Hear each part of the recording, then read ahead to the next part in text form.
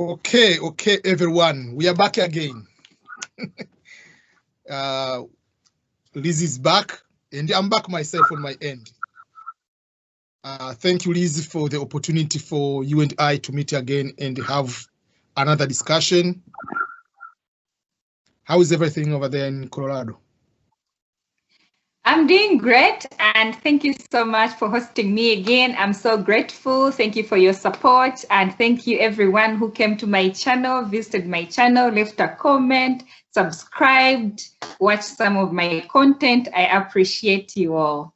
Yeah, before we continue, I remind people again, you have to go to Liz's channel, and I'm going to put on the description here so that you can be able to subscribe. And it is youtube.com/roll with Liz, but I'm going to put the link on the description so that you can be able to go and learn.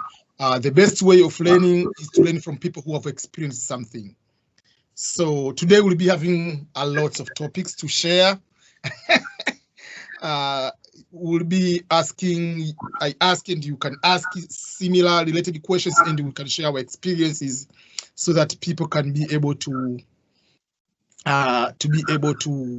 give what they are when they come here. They can be able to relate or to go from there. So maybe I can start with the first question on your end. What has been the biggest shock, something you didn't expect to find in America when you came here and it was become like part of the big cultural shock? I'll say there's so much, but like I said, always we just bring you bits and bits of everything. But I'll say living without close family and friends. So you've moved away from your people.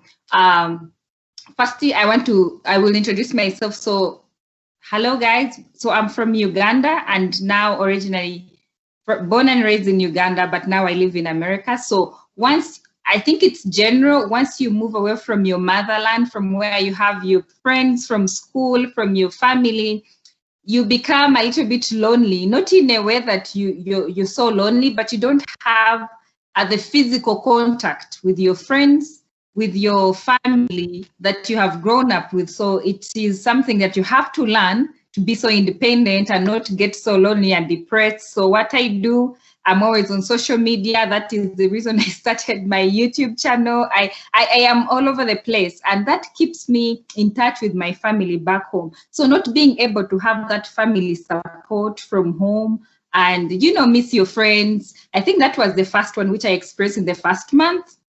And like I said, I managed it by keeping in touch with them through social media. So if you have moved away and you're living in a diaspora, it doesn't matter if you're living in the US or you're living in, as long as you're far from your family, from your motherland, from your country where you're born and raised, just always try to keep in touch. Use these social media platforms. Don't keep it to yourself, because it's hard, it's difficult to adjust. So that's what I do. Yes, for me it was a little bit different because when I came, there was no much of the social media. I mean, Facebook was starting, and at the time of Facebook, you were not able to make a call. So if you have to make a call to your family, you have to buy minutes for international call. That's how we started. And very few people have Skype. Yeah, so it was different. But the biggest shock for me was to find the reality of poverty also in America, that there are poor white people, poor Americans in general. Because yes, we have seen in the movie, but that is a movie. How can you trust the movie? We know it's Hollywood. We have seen, I had roommates, friends who were exchange students. They say, oh, we have poverty in America. I say, no, you're just saying that so that you cannot come to your country. But the moment you walk, because I was, for 1 week, I was in San Francisco at Stanford University before I went to the university I was teaching in West Virginia. So first of all, homelessness in California is high, very, very high. Then I went to West Virginia, is the poorest, among the poorest states, very, very poor.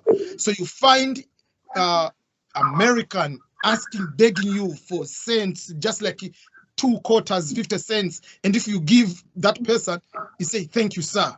I mean, it was surprising, but sometimes I felt good that, okay, all people are equal. And there was just, I had it, sometimes you give $1 there, so thank you, sir. Thank you. So, but that was a very big challenge. How comes you in America and you are poor? That for me was a big shock. And you know for sure you can get a job for minimum wage, like $10, $12. Why this person cannot go into work? So it was a very big challenge. But down the road, I understand, like, not everybody doesn't want to work. There are some people, they go with so many things, why they can be homeless, why they cannot be able to work, or other factors. There are so many factors. But overall, poverty is a poverty. Sometimes it's mental, and it's not just the matter of because we're in America, we have everything will be that way. And because we're in Africa, you have to be poor. No, there are very rich people in Africa. It's the matter on how you are good. So for me, it took a little bit longer to understand and capture and grab that concept of poverty and comparing Africa and here.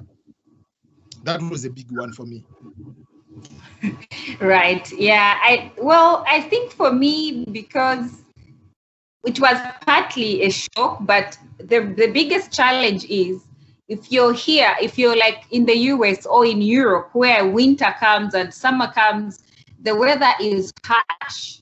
So if you're on the street and you have no house, you can almost lose your life. I think so many people die because you don't have housing. And it is different in Uganda or in Africa, because in Uganda, you can stay on the street. If you're not killed physically by a car accident or by somebody, you can survive because the weather is favorable. It is not going to be too cold. It is not going to be too hot. So you can stay on the street and you survive. So here it is actually really, really tough if you don't have housing. So yeah. And the next thing I'll say was the most shocking was how everyone has to work. It is very capitalistic, and whether, you know, like how they give you 2 weeks or 1 month of maternity leave, that was a very shock to me. I was like, how do they expect you to go back and work after 1 month of child? You've just given birth to a child. And because mostly in Uganda, they give you 6 months, you know, you can even call and say, I'm still sick, I would like to have 1 month, and they still pay you. So I was into that kind of mentality until I came here. And now, and now after coming here, I'm thinking twice about getting another child, because I'm like, if I'm to get pregnant and have another child, that means I will put my career on hold. I'll put everything on hold. There's no way you can give birth, have 2 children, then go to work, come back. You just have to plan. Yes. Speaking of that, I wanted to add something on that. Is something people usually, I don't know whether they have asked you, for me, I've been asked, oh, can you help me find a job even to become a nanny or just to become cleaning somewhere? So you are in America. With your income, are you able to employ someone to be full-time for you to be taking care of your child? I would say if no and yes. It depends on your priorities. Now, for me, I want to save something. I want to save something because here in America, you have to save. You cannot work and spend all the money you're earning. You can do that in Uganda, but you may not be able to do it here. So I would say I wouldn't say I can employ somebody fully in my house to take care of my child. I work from home. I take care of my toddler, who is 2, and I do everything. I cook. My husband comes and helps me. There's nothing like expecting so much help from here. You must be hands-on to survive. So I wouldn't say I can afford to pay somebody to fully take care of my child or fully take care of my house, and like how it is in Uganda, full-time nanny. It's not, like I said, you may be able to earn as much and support, but as for me, I think it's also okay to, you know, save a little bit. You don't have to spend all the money you earn, because the same money I get is almost the same amount I'm going to pay the nanny. So why would I do that? I'm not going to start working and give my child to somebody else to take care of, and I pay them all the money I'm earning. Doesn't make sense. So it's very expensive. You cannot afford a full-time nanny if you don't have a very good job or you have worked for a long time and you've saved up enough money. So I can't say I can afford a nanny. Yeah, maybe now and again. Yeah, I mean, sometimes you can be okay. Today, just one day, couple days, you have something to do, or you are very extremely tired, both you and your husband, but not like you full like in Africa. Like, I mean, here is very expensive. You might end up, yes, you are going to get one job, and you take the full amount of money, you pay another person remaining with your $100. So why are you going to work? So better you stay with your child yourself. Yes, then why are you going to work if you can actually take care of your child? So yeah, it is challenging. That is it. That's why for me, we have 3 kids. So we decided, both my wife and I, so because in the end, if you have 2 kids, let's put them in daycare, let's say you're talking about almost 3,000 to 4,000. So where are you going to get all that money? So in the end, we said, so for her, she will be able to support taking care of the kids while we are using one income for me to work, because staying with the kids full time in America is more than going to work. It's another, because you are responsible 100%. There is no neighbor coming to help your child. There is no uncle. There is no somebody. No, it's just you and your child. So that is another big challenge usual when we have to face. Another question is partly related to culture. Let's go to the food wise. For the 2 years you have been here, what food, American food, you don't like at all, or you cannot stand it, you cannot even eat up to that moment, like? So so many people here eat cheese.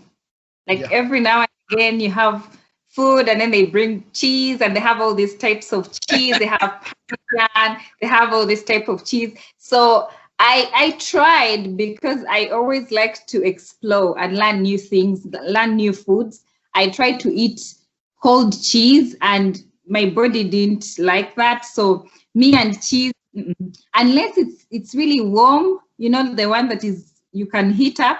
So I can eat some of that, but I'm not so much into cheese. I think that's the common thing that people here eat, and I don't. Cheese is like matoke in Uganda here. It's just like a basic thing for them. Yes, and even on pizza, when we order pizza, I tell my husband, oh, if I'm calling, I'm the one ordering for the pizza, I tell them to do less cheese, because that's too much cheese. And I read and I'm reading and I'm like, it's not even healthy. So I'm glad I don't like it. Yeah. For me, there are still so many food I don't eat. Pizza I don't eat. Cheese is only one type of cheese, which is yellow American cheese. And the funny part is, so any other type of cheese I don't eat. So one day, for instance, my wife, so there is a big bowl of cheese. So she left it on the table. She went to sleep, so I had to help to put in the fridge and everything. So I said, let me taste. It tastes so bad, so I had to throw away. So in the morning, what is my cheese? I said, oh, it tastes so bad, so I put it in the trash. I said, no, that is the taste of cheese. I said, no. So for me, I assume cheese must taste like yellow American cheese, and it must be on cheeseburger. Not any other thing. And I remember one day I was flying, so I was in Amsterdam. I was in Amsterdam, so I asked the burgers. So obviously, for me, cheese must be yellow American cheese. So I asked, is this American cheese you put there? And the person said, yes, it's cheese from America. No, I mean, American cheese is a type. So yes, it's a cheese from America. So for them, like in Netherlands, any cheese from America is American cheese. But here, American cheese is just one type of cheese. So there are so many things like macaroni and cheese I don't eat. So there are so many things I don't eat. The good thing, I like to cook, and I've been, like, since we are growing up, men and women must cook, wash dishes. We did everything, like, there is no women. So for me, even my house here, I can say I'm 95% the person who is cooking at my house. And it reaches a point I don't trust people to cook my food. Like, it just like there are certain things I'm okay, but I like to cook myself, my food, or any other person wants to eat. Yeah. So that is another challenge. Even with the food wise, a lot of things let them go. So yeah. And by cooking talking of yourself, it